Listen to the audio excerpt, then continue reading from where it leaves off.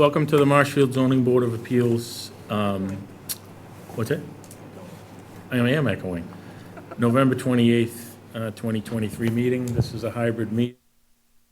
If we're calling in, please hit *6 to mute yourself and unmute yourself. I'm going to do a call to order since we have Grover online. Larry Keane here. Brian Murphy here. Heidi Conway here. Jean Lee here. Thank you. So we're going to start with, Brian, can I just jump in for a second? what's Can that? you just make an announcement about Juniper Road? Oh, Juniper Road has been extended to January 23rd, 2024, if anyone's here for that. So we're going to start with 2394 Kenneth Good. Petitioner is seeking a special permit in accordance with 305-1012 of the Marshfield Municipal Code to construct an approximate 11-foot by 24-foot roof dormer on the existing detached garage on the property located at 52 Vincent Drive, which is further identified on the assessor's maps as being on K11-1606, located in the R3 zoning district. Name and address for the record. Rick Savant with Stenbeck and Taylor. Go ahead. So yes, we are here seeking a special permit for a second-story dormer on the existing detached garage. The reason for it is the existing garage is non-conforming to the existing structure. It's less than 10 feet away from the existing home. So so we need a special permit for the expansion of that non-conforming accessory structure. Okay. So, yep, that's all they're doing, is they're dormering out half of the existing roof up there above the garage, and that's basically what we're here for tonight. All righty. Any questions from the board? No. Straightforward to me. Andrew, other than what you gave us, do you have anything to add? Well, I think what I gave you should be read into the public record, Brian. Yeah, the bottom part there. I wanna No, like all of it. Oh. 52 Vincent Drive, this property is located in the R3 district. This is a pre-existing non-conforming accessory garage, 10-foot setback to the primary dwelling on a conforming lot. The applicant is proposing to add a dormer to the bonus room to the detached garage. This structure does not meet the definition of a lodging house or lodging unit. The bonus room cannot be a dwelling unit and may not have a shower, bath, nor any cooking facilities. This project will require a building permit and a certificate of occupancy.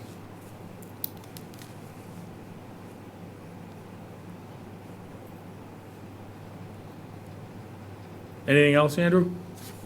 That's it. Okay. Anything from the audience on this? Online audience? Seeing that there isn't any, I'm going to move to close, what's that? Oh, 2394 Kenneth Good, 52 Vincent Drive. Do I have a second? Second. All in favor? Larry Keane, aye. Brian Murphy, aye. Heidi Conway, aye. Jean Lee, aye. I'm going to move that the board vote to grant the petitioner's request for a special permit subject to the conditions. This project will require a building permit, certificate of occupancy. You want to put your stuff in there, Andrew, for the structure? I mean, the... Yeah, that it may not be a dwelling unit. Okay.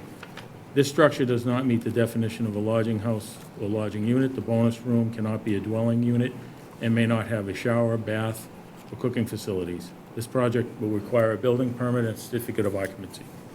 Based on the finding that the applicant's proposal to construct the approximate 11-foot by 24-foot roof dormer on the existing detached garage on the property located at 52 Vincent Drive is shown on the Good Residence Architectural Progress Plans by Rockwood Design, dated 6/12/23, 11 pages, and location plan by Stenbeck and Taylor, Richard Savant, PLS, dated 10/25/23, meets the special permit criteria of the section 1012 of the bylaw. Do I have a second? Second. All in favor? Larry Keane, aye. Brian Murphy, aye. Heidi Conway, aye. Jean Lee, aye. Thank you. Thank you. Have a great night. Okay, so next we have 2396 Pinehurst Road Realty Trust.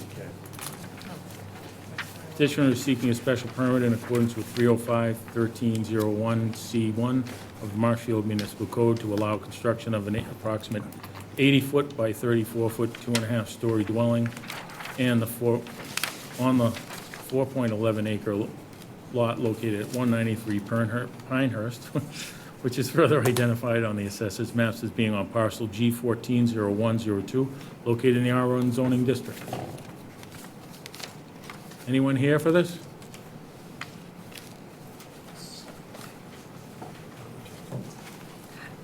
We're doing Pinehurst now.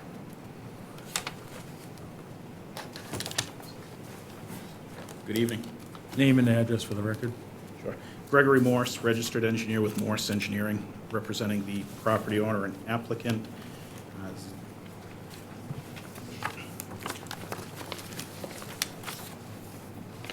Okay. Great. As was just read into the record, this is the request for a special permit in accordance with section 13.01C1, which is the Inland Wetlands Protection Overlay District at the subject property being at 193 Pinehurst Road. The overlay district here, the definition of the district in the bylaw includes that all soils characterized by the USDA as being poorly drained or very poorly drained are within the district. However, at this site, which is a little over 4 acres in size, half of it being upland land area, does not have poorly drained or very poorly drained soils on it. The USDA maps are a general categorization of soils in an area of town. However, at this site, we've conducted over half a dozen soil test pits. Witnessed by the Board of Health, we had extremely gravelly, sandy soil with percolation rates at 5 minutes, 4 minutes, and 2 minutes per inch. Nonetheless, it is within the district because it's the USDA maps that define where that district is. Section 1301C1 of the bylaw allows the Zoning Board of Appeals to issue a special permit if an allowed use in the underlying zoning district, which is this is the R1, is proposed. We are proposing a single-family house at the property, which is an allowed use. And if the project is in compliance with section 13.01F, which is the design criteria for a lot within the district. This project complies with that criteria, being that more than half of the lot, more than 2 acres, is upland land area. We've also obtained all necessary permitting with the Conservation Commission, the Planning Board, and the Board of Health for construction of the single-family home on this property. The single-family home is an allowed use. It will not be detrimental to the neighborhood. It's in keeping with the neighboring properties, which are all developed with single-family homes at this property. I turn it over to you for questions or comments. Anything from the board? Big piece of land up there. Andrew had a question about fill, how much fill? Yeah, I saw that. I'll get asked. Okay. Nothing. Andrew, would you like to elaborate on the fill, or? I just wanted to get some sort of understanding of how much fill was going to be included, because obviously we're changing a lot of topography here. So we didn't have any kind of indication on a cut and fill. So that was really the only thing I was concerned about. It is allowed by a special permit. They do not have 80% contiguous uplands according to the USDA soil survey, which is why they need a special permit. So that's really the issue as to why we're here. This property's been attempting to be developed for a very long time. They've gone through a lot of permitting with the planning board and the Conservation Commission in order to make it happen.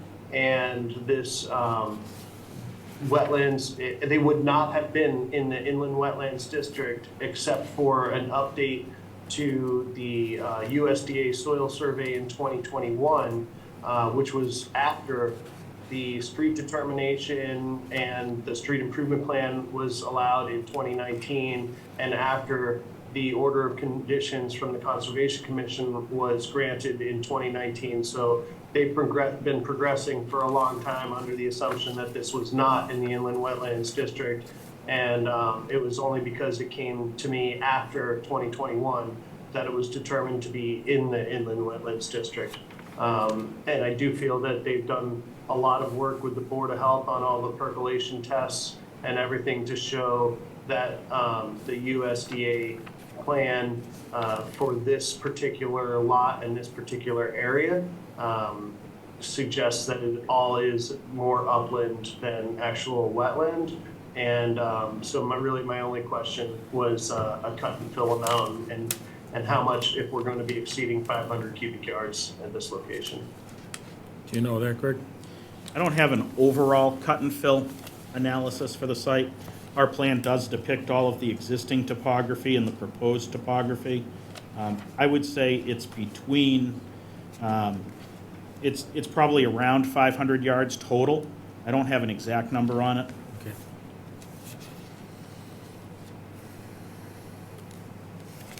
Anything from the audience? Could he produce that calculation at the time of the permit? Yeah, I mean, I think we can ask. Andrew? Yeah, we'll just make it a part of the. Now, Andrew, you said 80% of this lot had to be upland, and then he wouldn't need a special permit? Is that correct? If 80% of the lot, 80% contiguous Continue. of the lot was upland, Yeah, then it would not need a special permit. But obviously, you can see here that more than 80% of the lot is definitely in the Inland Wetlands District, which is defined by this gray area. So in that regard, that is why it needs a special permit.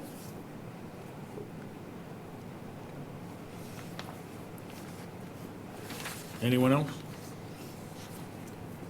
Okay, seeing that there isn't any, move that we close 2396 0 Pinehurst Realty Trust, 193 Pinehurst Road. Do I have a second? Second. All in favor? Larry Keane, aye. Brian Murphy, aye. Heidi Conway, aye. Jean Lee, aye. Steve Feeney, aye. Go ahead, Grover. Robert Hensley, aye. Thank you.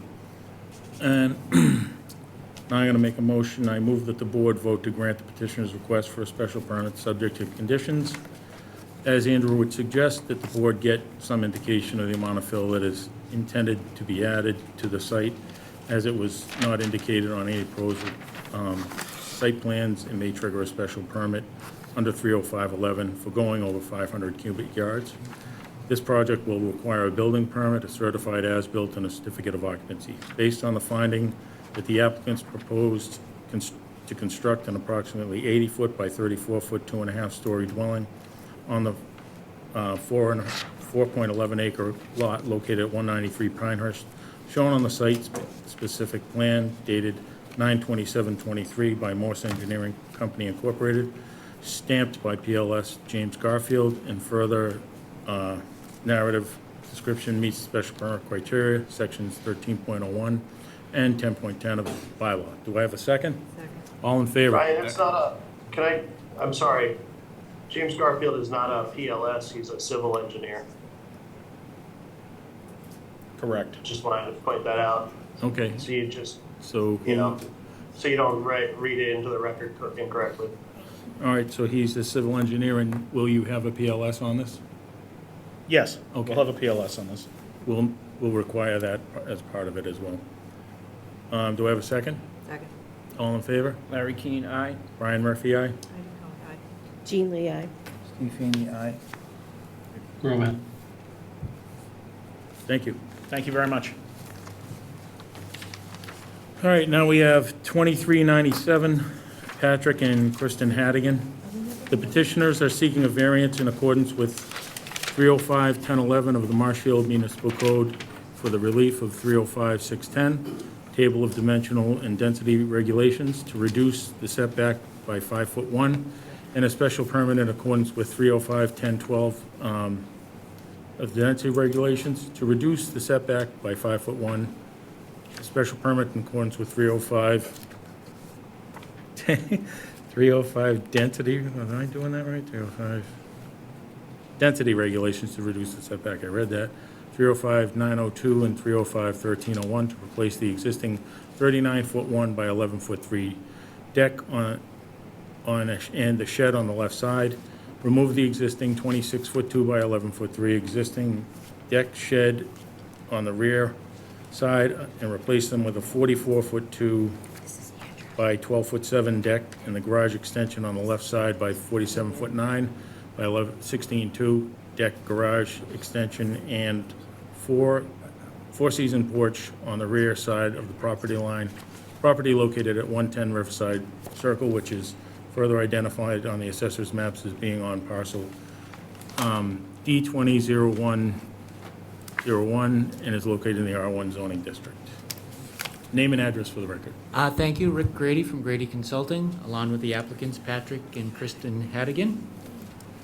This is an existing home at 110 Riverside Circle in Marshfield. It contains approximately 3/4 of an acre.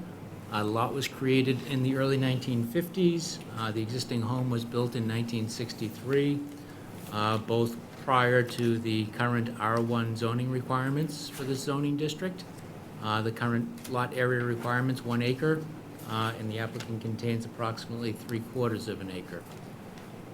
The property is bounded to the north by the North River, Riverside Drive along the frontage. Contains about 138 feet of frontage. The existing home is located approximately 40 feet from the rear property line. The applicants would like to construct an addition to care for an aging family member. Basically on the North River side or the left side of the home, they'd like to enclose the existing deck and make that same limit of the deck the side of the addition for that portion closest to the North River. On the back of the home, they'd like to remove existing decks and storage areas, square things off with a rectangular addition on the back that would accommodate the width of a garage without having to alter the exterior of the existing main structure. So it's 16-foot width to the rear to accommodate that one-car garage in what is a logical amount of space for that garage addition. In doing this, it does go closer to the rear setback by approximately 5.1 feet. So we are requesting relief from that 40-foot rear setback to a setback of 34.9 feet. The existing decks will be removed, and the existing storage area and stairs will also be removed, and the addition will be in that general proximity. The applicant does have photographs with him if anybody would like to see them. Glad to pass those around if you'd like. Sure. So the home's serviced by an existing septic system, which we actually designed about 8 to 10 years ago, located in the front of the house, so we'll continue to use that existing septic system. We'll not be increasing the front, won't be decreasing the front setbacks, it's really just that real setback that's in question. Would you like me to go through the findings of fact? Please, we have to. All right. So the following circumstances relating to the soil conditions, shape, or topography especially affect the land or structures in question, but do not generally affect the zoning district, in which the land or structures are located. As we stated, the lot was created in the late 1950s, has a unique shape when the zoning bylaws in the town did not exist, and the current dwelling was constructed in 1963, when the dimensions in the R1 zone district did not require a full acre, 125 feet of frontage, 150-foot lot depth, 40-foot front, 20-foot side, and 40-foot rear setbacks. Also, the topography and soil conditions of the lot on the left side is bordered by the North River, salt marsh, and inland wetlands, and the right side by wetland vegetation. The bordering wetland setbacks prevent expansion to any other areas of the house in a reasonable manner. The house was removed from the flood zone X and AE, so it is uphill of the flood zones. Number two, that the literal enforcement of the provisions of the zoning bylaw would involve substantial hardship, financial or otherwise, to the applicant for the following reasons. That indicated in the above section, due to the uniqueness of the lot, it is not square, it's got a unique shape to it, constrained on the left side and the right side due to soil and topography, preservation of the North Riverway, and right side wetland. The already pre-existing non-conforming lot creates physical and medical hardship in providing a safe place out of the elements for their aging family member for access to living space, and the applicant as they age as well, in place toward retirement. As such, the proposed renovation will allow pull-in garage and interior access to space and resolve existing safety concerns while maintaining reasonable use of the home in consistency with the neighborhood where several of the homes have two-car garages and livable ground-level space. Number 3, that relief may be granted without substantial detriment to the public good for the following reasons.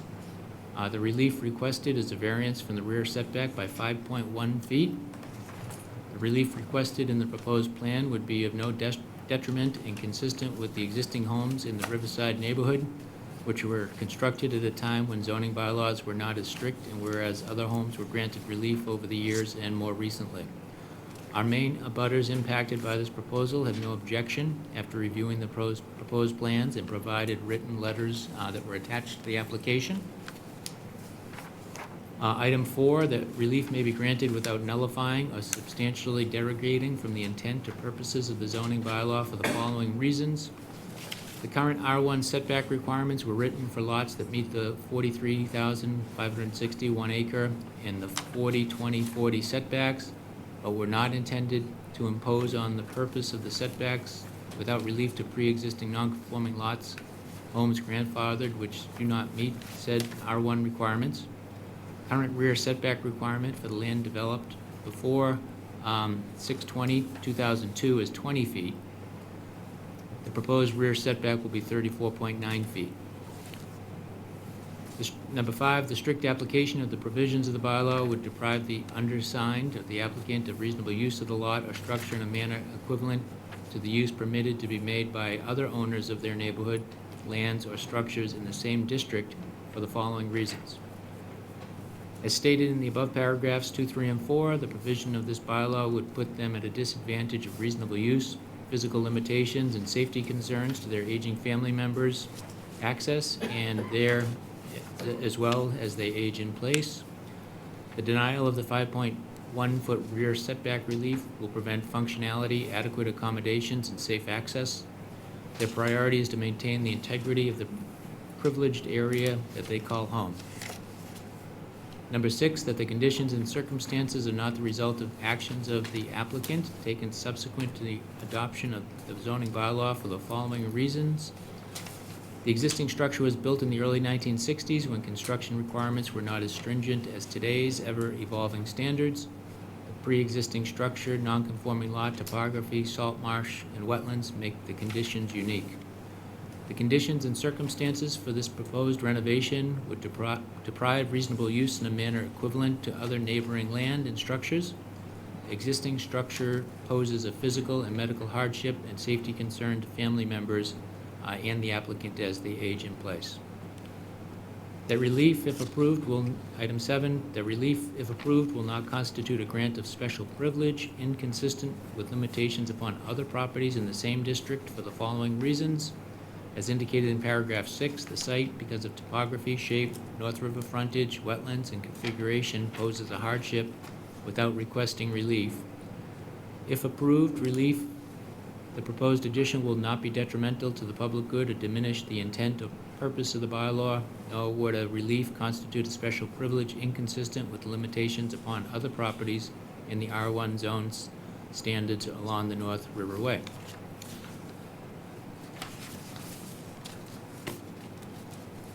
With that, I'd be glad to answer any questions the board may have.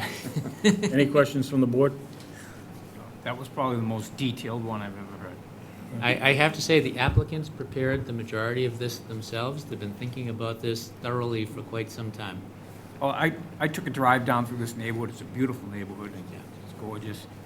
I look at it that the area you're gonna be moving, you're really not gonna be, to me, encroaching on anything but the river. You're not gonna be affecting anybody. It's almost an infill of the existing limits of the deck of Yeah. what they have currently. Yeah, and I do agree with especially the fact that where people, as you say, are aging in place, that you need to make your home more usable for yourself and family members as you go along. I get that. Good. Anyone else? Anything from the audience? Online audience? Name and address for the I'm a record. next door neighbor, and I think it's a great project. Name and address for the record. Jonathan Moss, 102 Riverside Circle. Thank you. Anyone else? Mark Stiles, 87 Edmund, direct abutter, fully supporting. I have a letter in the file as well. Thank you. All right, so do we have anything else on this? Nothing from the audience?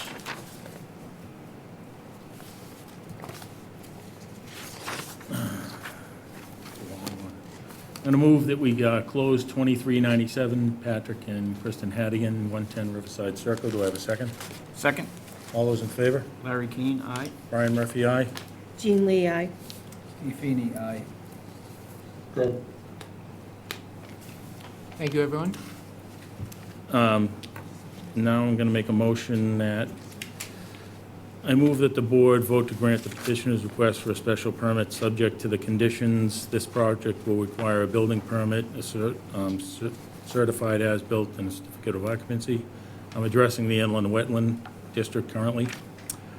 Subject to the conditions based on the finding that the applicant's proposal meets the special permit criteria, sections 1301 and 1010 of the bylaw. Do I have a second?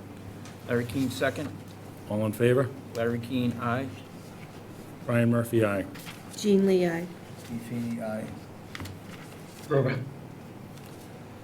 right, and then now I'm going to do the special permit, alter a non-conforming use. I move that the board vote to grant this petitioner's request for a special permit, subject to the conditions. This project will require a building permit, a certified as-built, and a certificate of occupancy.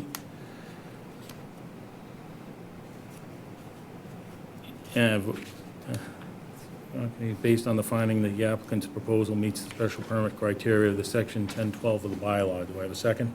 Larry Keane, second. All in favor? Larry Keane, aye. Brian Murphy, aye. Jean Lee, aye. Steve Feeney, aye.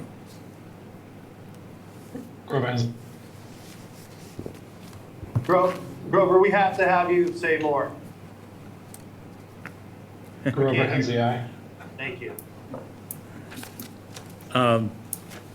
And now we'll do the variance.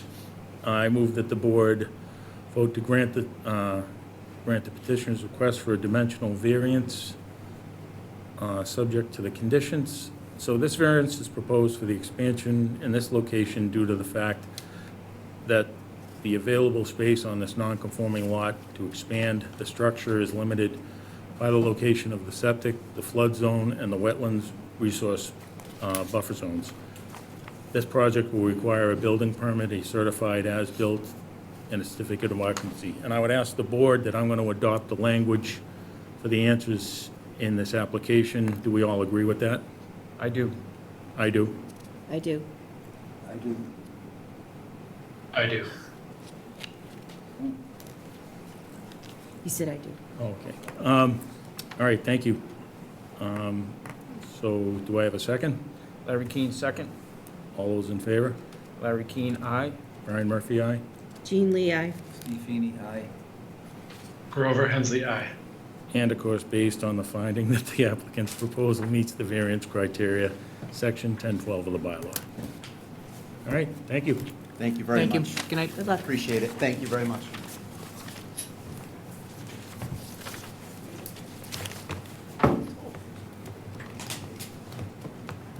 So I'm going to open up 2398 Plum Summer LLC. The petitioner is seeking a special permit in accordance with 305-1012 of the Marshfield Municipal Code to rebuild an 8-foot by 8-foot addition on the existing footprint, construct an 8-foot by 10-foot second-floor addition on the property located at 76 Island Street, which is further identified on the assessor's maps as being on parcel N060648 and is located in R3 zoning district.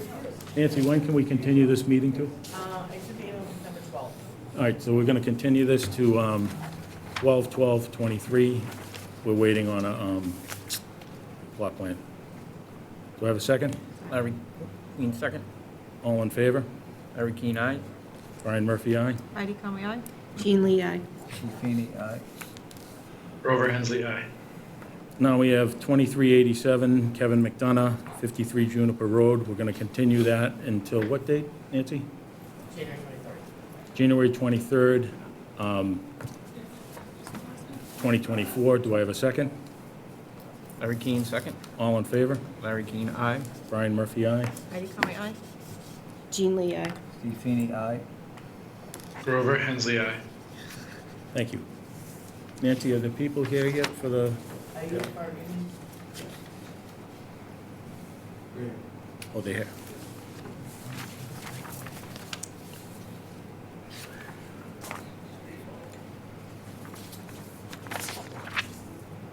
Come on up. 2395 Patrick Campbell, in accordance with 305-1009 of the Marshfield Municipal Code, the petitioner is seeking an appeal of the building commissioner's determination that there are no violations of any town Marshfield bylaws and ordinances on the property located at 1067 Union Street, which is further identified on the assessors maps as being on parcel B170112A and is located in the R1 zoning district. Name and address for the record. Yes, good evening, Mr. Chairman, board members, Madam Clerk. My name is Attorney John Danahy, and with me is Patrick Campbell and Catherine Campbell. They're located and they reside at 1087 Union Street. Go ahead. Thank you, Mr. Chair.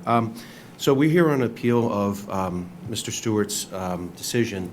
I think it's dated October 26, 2023, from two issues that Mr. and Mrs. Campbell had brought to the attention of the building inspector. Next door to the Campbells happens to be another residence that was granted a special permit back in January of this year. That was a special permit for filling of land, and what was being proposed was that they were going to fill the land approximately up to about 9 feet or 10 feet to be able to build a barn. The family that resides there, it's actually called the Tallman, I think it's nominee trust, and consequently they started to build the approval of the site plan. In conjunction with that, they started to construct the barn most recently, I think it was back in September. The issues that have been raised with the Campbells is that the site itself was not, shall we say, constructed in conformance with the plans that were approved by this board back in January. Particularly what we're looking at is the fact that there's no buffers, which I'll get to. The second issue that was raised with the building commissioner was that the barn that was actually built is in violation of the setbacks. Being an accessory building, it should be set back further than 20 feet because the height of the building is more than 20 feet itself. And of course, I believe the height of the setback right now is around 27 feet when it should be 30 feet. With respect to the first issue that we've raised, that the work was not performed in conformance, because I know that Mr. Stewart had indicated he believed it was conformed in conformance. I believe that we submitted as a part of our application the actual site plan, or that was reviewed by this board back in November, December, I think it was of 2022, but the approval was in January. Specifically, what was raised by Mr. Campbell is that under your section 305-11.03D, it's not to be built when you cut and fill or fill land. It's not supposed to be performed within 10 feet of the lot line. Pictures that were submitted, actually, if whoever just had that image up, if you could go back, right there. Thank you. Yes. This was the actual top portion of the site plan that was approved by the board. And you'll note where the red dotted line is, actually there are boulders there. That's the lot line where the stone fence is. There should be, if you will, 10 feet of grass. Okay, that's the buffer. And then from there, you'll note going down, there's riprap that's supposed to be there. And then ultimately, there's a little shelf about, I think it's about 8 feet or 7 feet before the building is constructed. That is not what was built. That was not what was constructed. The photographs that were submitted as a part of the appeal will demonstrate that the riprap actually goes from the top all the way down to the fieldstone wall. So it's interfering within the 10 feet buffer that was approved by the board, which I'll get to in a moment. This is in violation, as I say, of your setback with respect to the section 30511.03D. Another issue, there's an example of, that's the riprap that was filled all the way down to the stone wall. I will note, the stone wall, there's some breaches along it too. That was not normally the way it was. There was a stone wall going down. I also note with that picture, or this picture you might see, and I'll get to in a minute, you'll see some black material on the other side of the stones, which is known as geotech fabric. But again, you can see there's no buffer whatsoever. It goes straight from the top all the way down. Pursuant to section 30511.3F, the other subsection, they're supposed to replace wherever they disturb or wherever they're doing any fill of at least 4 inches of loam over it. Clearly, there's no loam, there's no filling whatsoever over the riprap that goes straight down to the toe of the stone wall.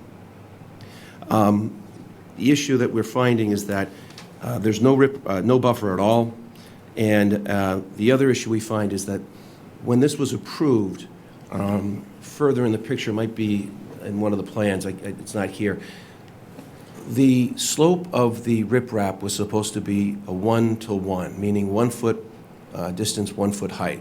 So within 9 feet, it should have been sloped up after the 10 feet of the buffer. It wasn't. It's a 2-to-1. So it's a much longer, elongated slope, which is like 18 feet. Let's see if they have it right there, right above you, right there. That's the riprap slope. It's supposed to be a 1-to-1. And if you'll notice where the finished grade is, where the proposed silt socks is, obviously the base of the slope was supposed to go into the ground. That's not what happened. It went straight to the silt sock, and there's no, shall we say, foundation for this riprap. And so that's another issue that we've raised on the appeal. Again, as I say, there's no loom per condition F of even of the special permit. If you look at your special permit that was granted, special F says you're supposed to gravel over the gravel. You're supposed to loom 4 inches. And as I said, even the condition D of the special permit, which mirrors the bylaw, they're supposed to have a buffer of 10 feet from the boundary line. That does not exist. So with respect to the first issue, I understand that the building commissioner said it was built pursuant to the plan. We disagree with him. We disagree because it wasn't built, because that's the plan, and accordingly, that's not what's on the ground right now. The second issue is, as I said to you, is the barn. Now, I think what had happened is that when the applicants came before this board, they said we wanted to fill the land, which is fine. That's what they did. They presented the plan that you have on the monitor here, and they may have given you, I'm not sure, I haven't seen the actual file, maybe a rendering of what they're proposing with respect to the barn. I know they did that with a rendering with the COMCOM. That was another meeting subsequent to your approval. But if they didn't, I think the problem right now is they never identified the height of the building. So consequently, this board was not in the position to be able to determine if it's above 20 feet, are they going to need a variance?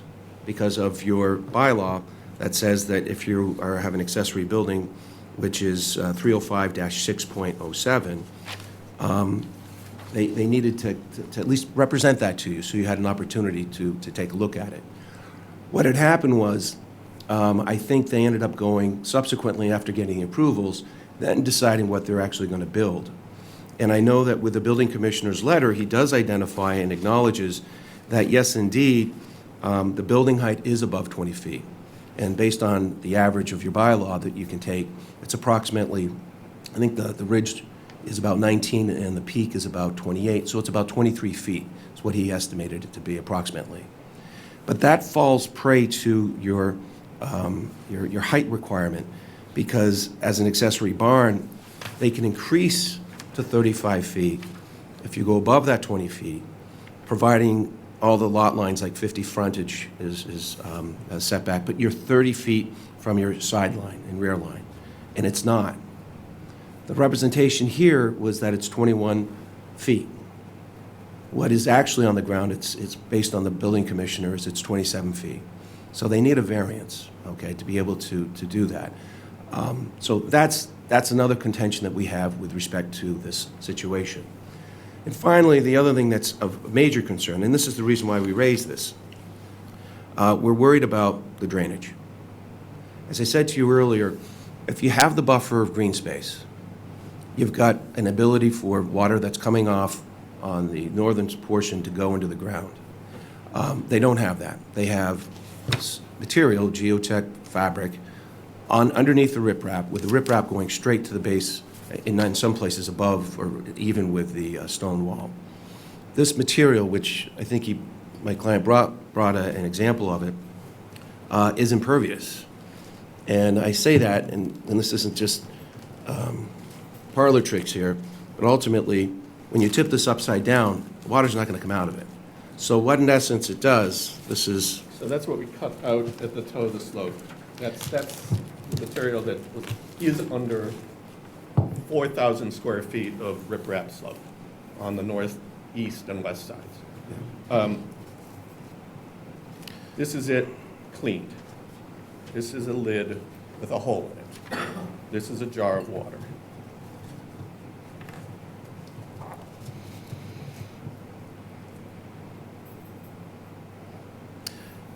So that creates a concern, because now you have 4,500 square feet of riprap. Underneath it is this material that's going to create basically impervious surface that's channeling in one direction. It's going to the property line, and it's also sloping down, so it's going to act as a funnel. There's nothing to prevent that from going onto the Campbell's property. That situation and the fact that they didn't build it the way that it was represented in the plans and that were approved creates another concern, because inside the barn they're supposed to have a subsurface infiltration system. So all the leaders, there are 4 of them, are going to come from the corners of the building, go into this subsurface infiltration system, and hopefully leach into the ground. The plans suggest that they are going to be built into or onto the table water, the table water. And that makes sense, because if it's on the table water, it's going to leach into the ground. Mr. Campbell observed while they were doing it, he doesn't believe they went into the table water. What they may have done is just placed it on top of it. What's that going to do? It's going to create a problem, because when you take a look at that picture right there on the screen, you're going to see some test pits in between the riprap. You can see them all over. They're not where the proposed subsurface infiltration system is. And the land there is rocky, and it's also glacier till. So concern is the water's now going to fill up, because it's a 9,500 square foot roof surface. You got the 4,500 of the riprap going around. There's some other impervious surfaces, which are the driveways. And you'll notice, and I'm pointing up here, the overfill is going to go westerly. And you can maybe see it on the plan up there. It's going to go out, and it's shooting towards the Campbell's property. So in addition to having this funnel kind of situation where the riprap is, the concern is this actually on the table water, so that the water's going to go down? So that's a concern they have, because it's all this water is now going to be going in that general direction, in the northerly to the property line, which is their property. One other thing I know on the plan there, you'll see where the green is, there are a whole bunch of little circles. Those are trees. A lot of those trees, and I'm not sure which ones, a lot of them have been cut down. And the problem with the trees, or not the problem with the trees, the good thing about a tree is they're going to absorb a lot of water. But now that's another issue that's been taken away. So If they go back to the previous existing, pre-development drawing that shows the site condition, so on this drawing, every circle where the barn is proposed was a substantial tree. So our concern right now is with the building commissioner's decision was that, one was, we didn't think that the plan was built according, or it was not built according, the actual property right now, it's not built to the according to the plan. And if you haven't taken a drive out there, I would suggest feel free to have a site view. Come on to the property, you can see it. And the second issue is, the setback. They're in violation of the setback. So that's the concern we have. But I think the major concern is really it's the drainage. Because when you see it, they're up gradient. You can see it from the topo lines. and the Campbells are downgrading, and they're shifting the water.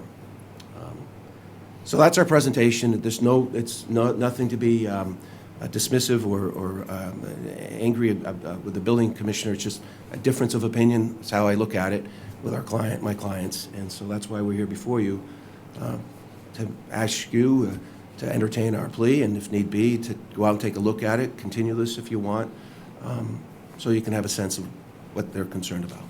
Thank you. Andrew, you can go ahead. Yeah, so I don't dispute a lot of what the attorney said there, other than the fact that I do believe that as far as the structure being built was according to the plan. I did not experience the same situation when I went on site to review the request for enforcement. As you can see, when I went there, all the erosion controls were repaired and in place, and there was a separation between the rock wall. Where's the buffer? Let's see. I've got a bunch of other pictures here too. So there was no erosion that was coming through. There were some sections of the rock wall that had been damaged, but it wasn't apparent to me that that had occurred during the filling. I didn't see those pictures that they submitted to the board. But I did not see any erosion or evidence that there was any water draining off of the pad and creating any sort of an issue onto the neighboring property in any of these situations. And this had just been filled. They had excavated for the sonotubes up there. For the support structure of the thing. I did consult with the professional land surveyor who designed everything, and he confirmed for me that the structure was actually going to be placed 6 feet further away from the property line, making it 27 feet from the property line instead of the proposed 21 feet from the property line. So it would be further away from the structure. Or further away from the lot line. You can see that the erosion controls were in place, silt fence was in place, there was a separation. I agree that it's not exactly 10 feet, but I don't believe that there's anywhere close to 500 cubic yards of fill being placed within that 10 feet. It also was done according to the plan. The ZBA approved riprap with no loam. They approved the location of it, and there was no appeal made of the ZBA decision nor the order of conditions with the Conservation Commission that used pretty much the exact same plan for their permitting as well. So as you can see here, this is kind of what I observed when I went on site after the request for enforcement was made.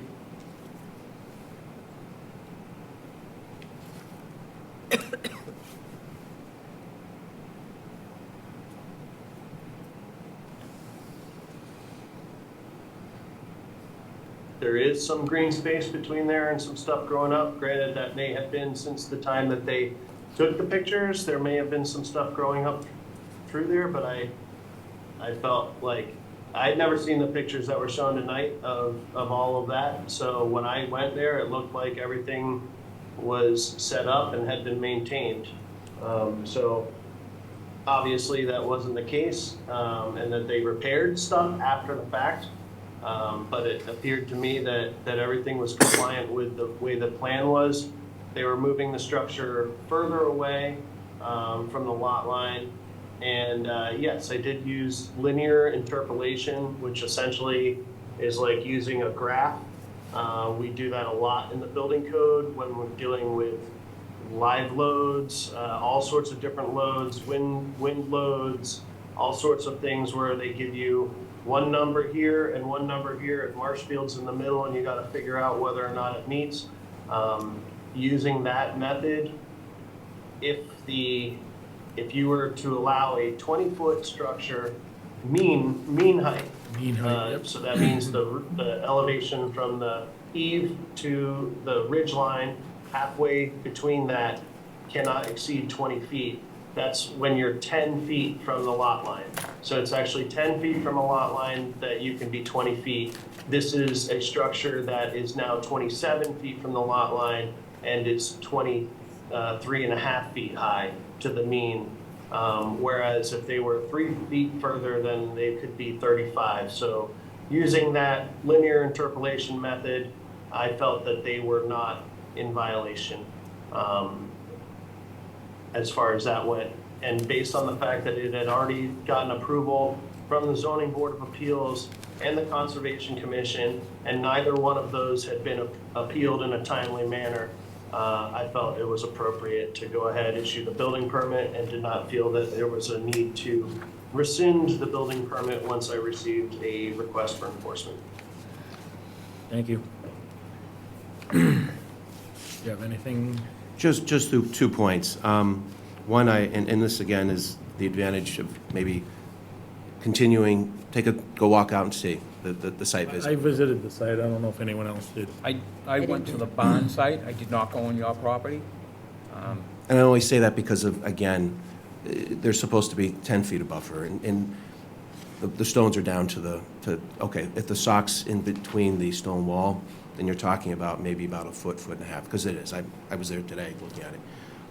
To another point I was going to say, I know that the building commissioner is saying that the plan says, but your own special permit says in the writing, that's the one that's the operative document that gets recorded, that under D, limitations of fill to terrace fills which are not to exceed 10 feet at any one time, nor be within 10 feet of an adjacent lot line or any other cut. That's the operative language. That's the legal thing here.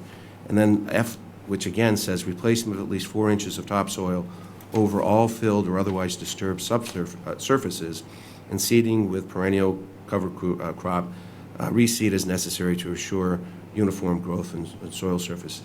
And that's why I say that's the actual written component. And just to his third point, which I understand the linear interpolation that he's suggesting, but while that may be in the building code, your bylaws are specific, and they say you have setbacks. The setbacks are the setbacks. You can't do a linear interpretation because it creates potentially ambiguity, speculation. The one thing about your height is written in your bylaws. You take the average of the mean and the ridge, or the average of the ridge and the eave, and that's codified. That's your law. But now that creates a lot of ambiguity going down the line if you're going to say this is how we interpret it, because it's not in your bylaws. And that's why I say to you, I mean, it says you got to be 20 feet from this lot line. They suggested 21. And I think the last point, which I said 3, this is the 4th, I don't think it's fair, whether it's to the board or to other people, that they're going to suggest that when you apply for a special permit for filling of land, and then you turn around and say, here's my plan, the plan's been approved, and yet people can, and I'm not suggesting these people were doing it, so don't take it the way I'm going to say it, but I'm just saying the danger is somebody could say, well, geez, let's do this, sneak it in, the board may not know that it should be, we should be going through a potential, it should be 30 feet away, not 20 feet away. That's a danger, and there should be transparency across when people present. And that's why I say to you, I suggest what probably happened was they didn't know what the height of their building was. They knew probably the square footage that they wanted, and then they went out and they realized after the fact, okay, it's taller. If that's the case, then they should come back and say, okay, our building's taller, we may have a problem, we need a setback, we need a variance, which is why I say they need a variance. And again, I'm not suggesting they did anything untoward, I just think the circumstances are such that now they're in a predicament, and the problem is it's impacting the abutter, who's the neighbor, which was never represented on their plans of how close the house is, because the house is actually, as you could probably see, it's not far at all from this. So, again, that's pretty much, I think, our presentation, and we will entertain whatever your thoughts are. I just want to speak to a couple of things there, and I don't disagree with what the attorney's saying. For the most part, I just want to point out that as far as the building height goes, they would be allowed to have a 20-foot mean roof structure 10 feet from the lot line. They're proposing to have a 23-foot mean height structure 27 feet from the lot line. So in my opinion, that did not violate the bylaw. I agree that it's not specifically written in that sense, but I just felt that that was an interpretation I was able to make in that condition, given the fact that it had received extensive permitting from both the Conservation Commission and the ZBA, and had been involved in that permitting for well over a year and a half at that point. The other aspect of it is, yes, it did not meet the actual requirements of the bylaw, the conditions that are listed in the bylaw, but this was granted a special permit based off of the plan that was signed and stamped by Dana Altobello, and the decision was not appealed. So in that regard, if it's not appealed, it's in a timely manner. The fill aspect in that, I absolutely think that's kind of a moot point at this point. Thank you. Do you have anything further? No, I think Do we have anything from the audience? Anything from the board? Yeah, Andrew, pardon me, the material that was used, underneath the riprap, was that by plan? Was that approved material? Well, I'll tell you what, I mean, we are the building department, right? But we don't inspect filling of land. There's nothing in our department or our requirements that require us to inspect the actual filling of land. We rely on the design professionals, and when I spoke with the registered design professional for this lot, Dana Altobello, he assured me that the filling and the location of the fill, the type of fill, everything had been done according to the plan as they had witnessed. Okay, so the materials that we used were by that plan? As far as I know. No. Excuse me. It's not your turn to talk. Now, the green space to the wall where the riprap's coming down, were those recent photos that you took? When you were out there, those photos that you showed were the conditions right there? That's when you went out there? That is, I can give you the exact date of when I was out there, just a second.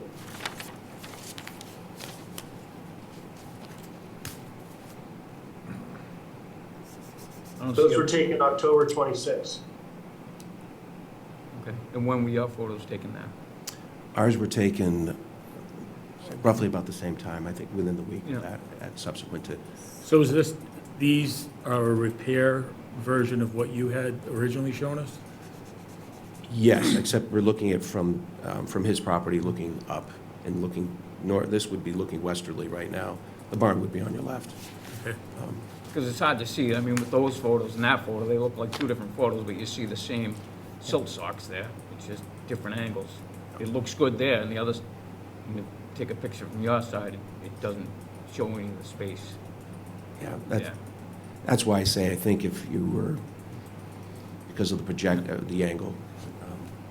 Now, could I ask Ron, we've had some pretty heavy rain over the last few nights. Did you notice any erosion on your property? Again, I didn't go on your property. I went up to the barn site, but I did not go on your property. Erosion or Any surface water flow Yes, from yes. this? Yes. And if I could respond to what the question about what the drawing shows and what's been built. This one-to-one slope detail that we were looking at earlier has a note that says, under the riprap will be gravel. No geotech fabric. The geotech fabric was not called out in the construction documents that were approved.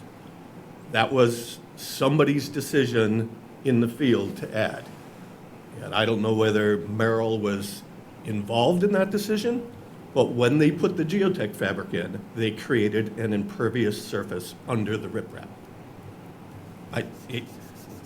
You haven't asked me about my credentials, but I'm a licensed architect and I've got 40 years of site development experience and a master's in real estate development. So I'm not an amateur at this.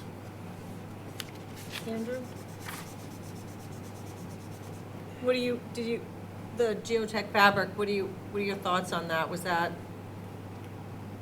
you said this holds the water in, Like he said, basically, is Andrew what you're saying? doesn't, that's, I know it's that's up not to what the he does, but I mean, professionals to do this, so I would, in my opinion. I'm not an expert in geotech Right, fabric, so- I'll tell you right now. I build houses, I'm a construction guy. Zoning is kind of a separate, something in floodplain, construction or things that I've learned on the job. I have limited experience with geotech fabric. Just in retaining wall construction and that type of stuff, doing it according to the plans that the engineers have supplied to me. That's how I did it. Like I said, we don't have any sort of inspection schedule for filling of land. There is nothing required by the ZBA as far as inspection schedules or anybody to conduct the actual inspections to make sure this happened, and maybe that's something that needs to get addressed in the future. But as far as this, they were approved by both the Conservation Commission and the ZBA. They performed it. If it was done, I felt as far as the zoning aspect of it, it was done according to the plan that was submitted. And I was assured by the registered design professional that it was done according to the plan. And I did not get any feedback from the Conservation Commission as to whether or not they felt it was done in violation of their approved or accepted plans.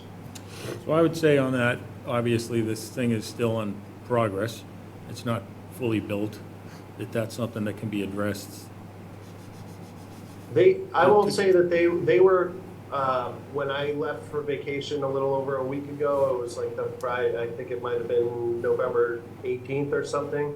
They were pouring the sonotubes, or they were pouring the structural supports, all the concrete for the structural supports that day, so. I was up there today, the They were structure's ready to up. get going. Yeah. I was up there today, the structure is up, so, but I would say that this is something that can be addressed prior to getting an occupancy permit anyways. If this material is not adequate, as you're pointing it out, we can make sure that that is addressed before there's any kind of certificate of occupancy go.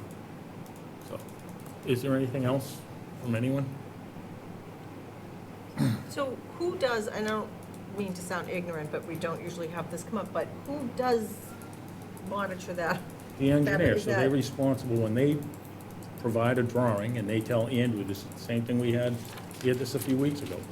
They're saying that they're certifying that this is correct and this works. If it doesn't work, and this is what the neighbor's telling us, it's not working, something's done incorrectly, we will just simply have them prove to us that either this works or they're going to have to replace it with something that does work prior to the certificate of occupancy. So how does that process work with what we're doing right now? I mean, I'd like to see a site visit, to be honest with you, because Well, if you didn't, Larry and I went. I didn't get a if you chance, and I didn't go, then apologize for that's not okay. I being don't able to mind do that. extending it. I think it probably should be continued, I know people I don't don't like need to a do site that, visit. but. No, that's, we'd rather make sure everybody has the facts and details, and Grover, do you need a site visit? I could take a ride by. I mean, the pictures are pretty decent. I mean, I'm happy to. I mean, I don't think we need to make it like a No, big no, you're gonna production, go on but your own. like, I'd I could recommend go by there even myself, and feel free to go on Jean wanted to go. 1087. You too. I didn't get a Property. chance to Just ring the go. doorbell, I'm almost always home. Just ring the doorbell if you want to walk in our backyard. Yeah. And I just want to get a better feel for it. You both make compelling, I understand the appeal. Did you we visit, appealed it and Steve? said all No, that I kind of didn't. stuff, that should have happened, Right. if you were concerned about it, but I know sometimes that doesn't happen, but I'm it just still gonna is what happens. suggest that we extend this to the 12th, so you people that didn't visit the site can go out there. May I ask a question, Mr. Chairman? Sure. Just somehow, someone had said in, I don't know if it was the plans that were submitted, that something else was going to be used other than the geotech fabric. Where was that information? It's on there, it would be, I think, sheet 4 of 5 of their It's in the engineer's design. engineer's design. And it says. He's saying it shows 3/4 inch stone, and not fabric. If he can, Andrew, can you show us sheet 4 or 5 of the site plans?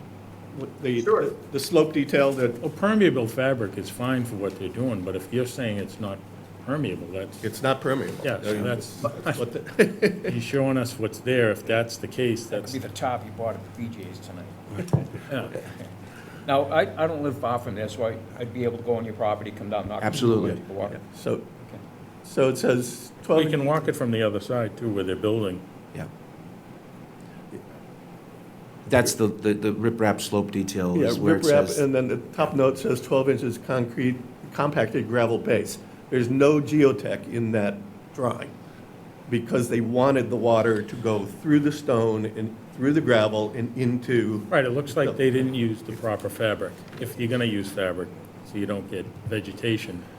Could I ask They didn't use the proper. the indulgence of the board, when's your next meeting after the 12th? 12/12. The next one after that, That's not till the 23rd of January. January 9th. January 9th. It's my- oh, January 9th. Oh, January 9th? Is that a possibility? I have a conflict with another zoning meeting up in Hingham, but I don't mean to. Like Heidi has a conflict too, so. There you go. So the 9th, The January 9th would be, I'll make sure it happens, yes, thank Nancy, you. we're good with that? I'm fine with The that. 9th? And if Right, it- so I'm gonna make a motion that we continue this, what number we on? Can I just ask 20. one thing? Yep. We have retained a consulting civil engineer to look at the stormwater, at the whole stormwater design. And the question he raised is, when Merrill designed this system under the barn floor, they had to do calcs that led them to size it the way they did.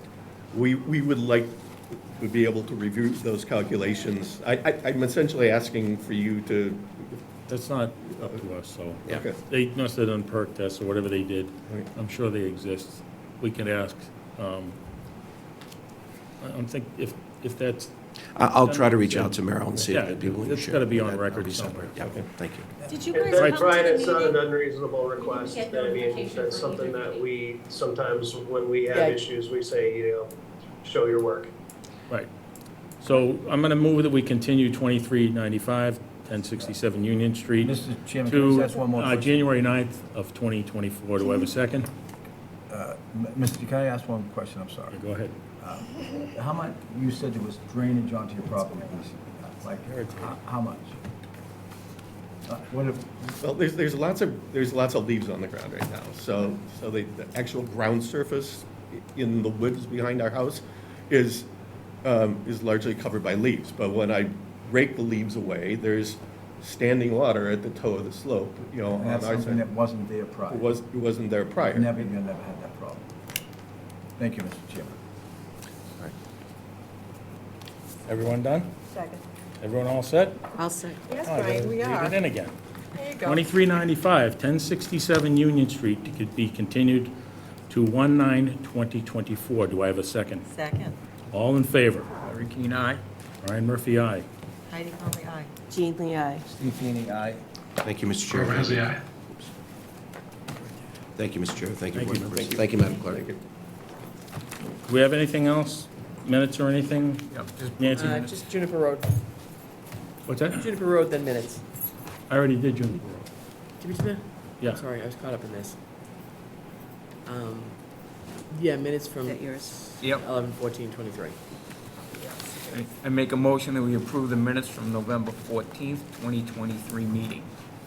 Second? Larry Keane, aye. Brian Murphy, aye. Heidi Conley, aye. Jean Lee, aye. Steve Feeney, aye. Rover has the eye. Motion to adjourn? Second. All in favor? Larry Keane, aye. Brian Murphy, aye. Heidi Conley, aye. Jean Lee, aye. Steve Feeney, aye. Rover has the eye. Thank you.